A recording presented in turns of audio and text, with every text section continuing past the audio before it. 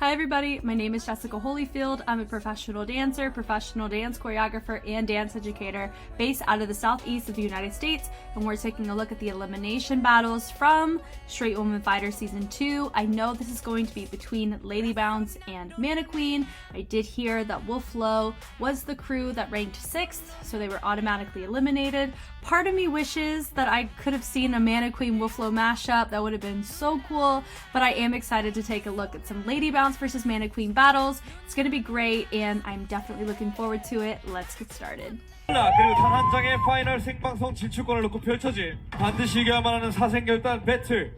Are you ready? Alright, here we go. 뭔가 총게임 퍼포먼스였죠. 우리를 쏴 죽이겠다는 건가? 되게 유명한 총게임이 있는데 거기에서도 유명한 BGM 있어요. 저작권이 또 있을 테니까 거기 이제 대기업 쪽에다가 허락도 직접 맡았단 말이에요. 우리가 루틴에서는 최대한 승을 가져와야 승산이 있으니까 거기서 승을 무조건 가져와야 되겠다.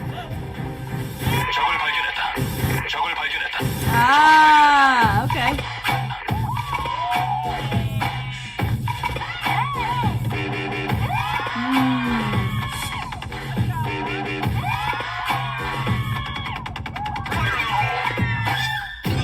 Oh no! 풍선이 Pop it, 엉터리네. pop it.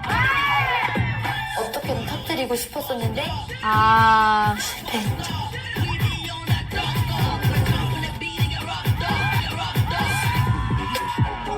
Oh man, I mean you have to take risks, but sometimes they don't work and it can pass you around for sure.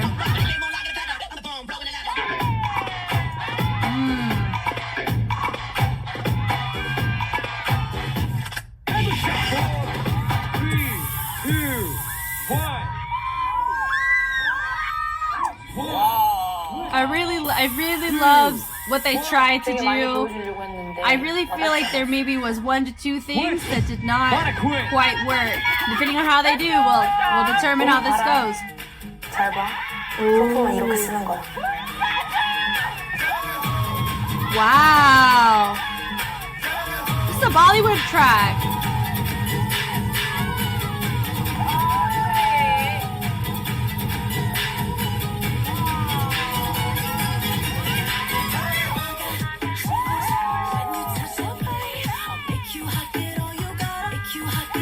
Beautiful.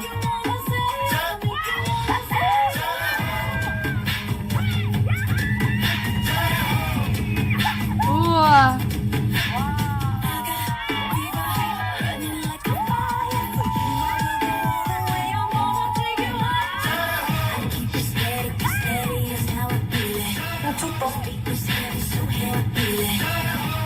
아니야, 정신 잡아.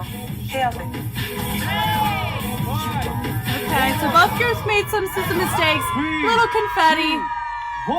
That was really fun. Okay, let's take it back. So my initial thoughts, I like it.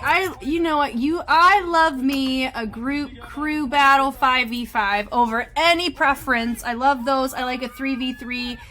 Anything, I mean 1v1s are great. I love this. I really like the setup here. Do I feel that they could have gone about this in a different way? Yeah, I don't think this was quite necessary here, especially because it ate up some time, you know, it ate up around 5 to 7 seconds because that timer was going as soon as they were transitioning it over. I know they were trying to make it look like they're in a compound and they're like a surprise attack almost. So I see what they were going for. That's the big thing. I really appreciate the creativity here, and that's something that I've appreciated from Ladybounce from the get-go. The smoke was super fun. I love that.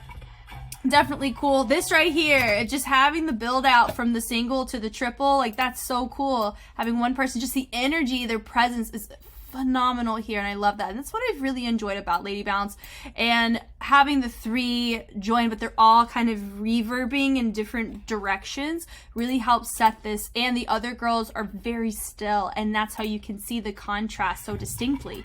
Then having all of them boom, sh, boom, and having a sense of going into that reverberation, but it's a lot bigger, more lanky, I would say. And then using and tensing up to kind of rebound it from the reverb is what gets them hitting the musicality the way they want. And I love that. I love that. Boom, boom, boom.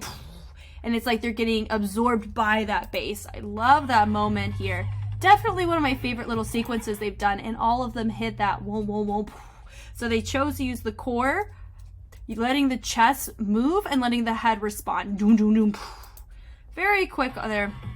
Love it, having one person lean and then they all, it sounds like a machine gun, and she has a machine gun imagery, and having everybody peel out is super cool. I love this. This is a really, really big risk that did not pay off. She was supposed to catch, she's supposed to pop the balloon. You can tell she was trying to pop the balloon and she did not do it.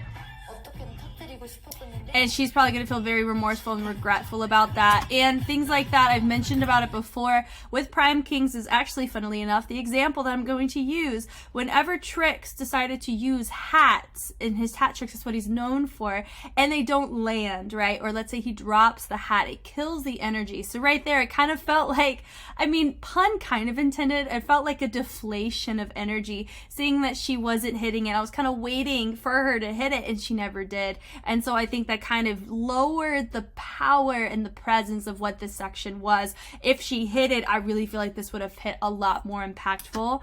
So that is very unfortunate. I love this. It's great. Very impressed with the prop. Gonna be honest, I thought this was with piping, but it's not. I think it's more metal because it's holding their whole weight, and I'm very impressed by that. It's very impressive. I like the fact that they chose to use the prop and they're still utilizing it throughout. A lot of times when people use that kind of schema, like a framework of some kind, you do end up, they just use it for whatever they need and then they just leave it alone. But here, that's not quite the case. They are using it throughout, so I do give them props for that. Intended. Very clean. Like, I love their choreo. Their choreo is nice, it's tasteful, it's powerful. She comes up.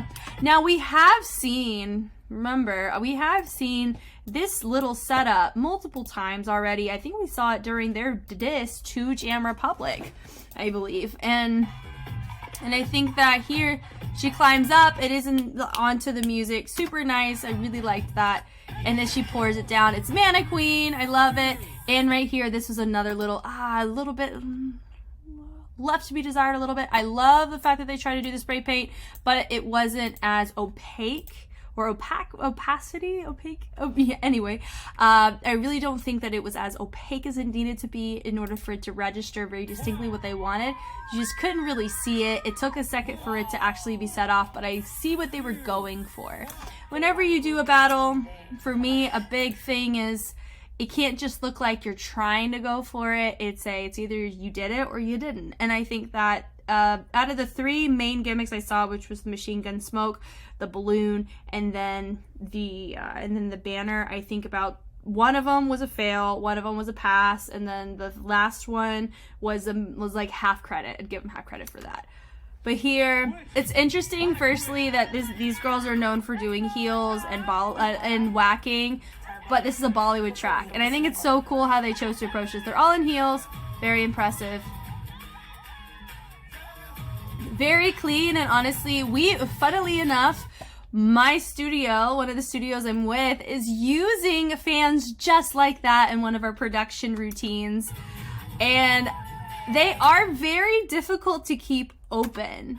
So I understand how this prop works, and I'm very impressed at how all of them are able to get not only the positioning of the fan, but their hands, and how they're choosing to let the hands be framed with the fan. Like, that's pretty, it's very tedious to do that with a group of 6. So it's definitely very impressive.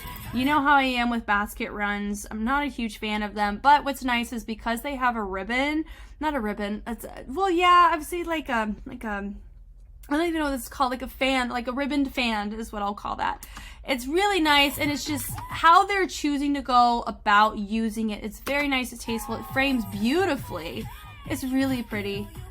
Right there, just the bleed through with the pulling and then creating that draping effect of the pull, like it's being sucked out. Beautiful, and it helps accentuate the turn, very much so. When she did her, I wouldn't call that chaînés or anything, I wouldn't put the technicality on that, but as she was turning, I think that was Funky White, right? As she was turning, yeah, when you just notice how she's doing it, she is placing her weight correctly. She's not over-sickling anything. She's keeping her weight where it needs to be. Her heels are off the ground, and as she's turning, she's not overly bending. Well, she is, because she's not technically doing a chaîné turn. You want to try to keep those legs straight for that. But for this, it was really nice, beautiful succession. It's cool. I love that. Da, da, da, da, da. Like, it's really nice. It matches. Musicality is beautiful here. Making a circle, they drop down. This was on fire, where they bring it up and then they create that fire. This is a great choice of the colors for the fan. And then you have Yoonji coming in the middle. She comes around, they pull it. One of them does not pull it. I think that was readily great. She didn't pull it, but let me tell you why. That one was more of a save in comparison to what Ladybounce did. Ladybounce, it was very clear it was supposed to be a featured moment. She didn't pop the balloon. Here, she was in actually a very great position to where, okay, she didn't pull it, but it was still there, so she could still grab it and finish it out. And she wasn't a focal point, she was a framed person. So that is something that we do notice, and they're making it like a big thing, but two of them did not pull. They didn't pull it, but they grabbed it and they brought it back in. So honestly, because the ribbon, or like the flag fan, I feel like I can't actually like call it what it's supposed to be. They pull it back and then back down. It's just, I would say that's kind of like, it just makes it not look as clean, but it's not as, it doesn't take away from what's happening as much as Ladybounce's instances of what happened. And I think that's the thing. I love that it comes back up. Kind of feels like it's a magician. It really felt like a magician moment where they cover something up and then an explosion of an illusion. So that was really fun. And she takes the confetti, poof, and that was really, really nice. If I were to choose out of the two, I would have said Mannequeen would have taken this round. Reasons being, they did make mistakes, but the mistakes were way easier to cover up in comparison to Ladybounce. I think their prop utilization was beautiful. We still got to see musicality, got to see them as a group. The wordplay was really tasteful. Great formations and levels, as well as dynamics throughout the entire set. Multiple dancers were featured. That was very much enjoyable. With Ladybounce, I think it was very strong. I do think it was unfortunate that some of the risks that they took did not pay off, or did not, they were not working in their favor, especially with the balloon and the nail. And I think that with the framework, I feel like it was a bit too stagnant of a shape in order to create that kind of compound look. It did feel a little bit thrown together, versus it didn't feel as thought out in the propography as much. And I hate saying that, and it does sound a bit blunt, but that's not quite what I mean. I really do love what Ladybounce did. I think it just stems back because of the sheet itself just feeling a little bit too one-dimensional, I think, in comparison to how they could have utilized their props a little bit more that they chose to do. But I really liked the wordplay, and I liked the timbre shifts between the machine gun and how they responded. Their beginning was really cool, and I loved watching that. Thank you guys so much for watching. I hope I was helpful in some way. I've always enjoyed watching dance, and I've really enjoyed watching Street Woman Fighter Season 2, and these battles are no different. I absolutely love the discussions that come about from watching these, as well as extra context and insight that a lot of you guys provide for me, and it really helps me grow as a dancer and as a human and as somebody who analyzes this stuff.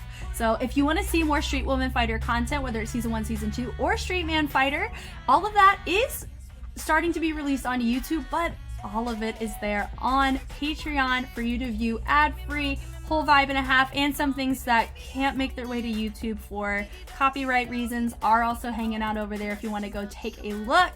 Thank you guys again for watching. It's always been a pleasure, and I will catch you on the flip side. Bye.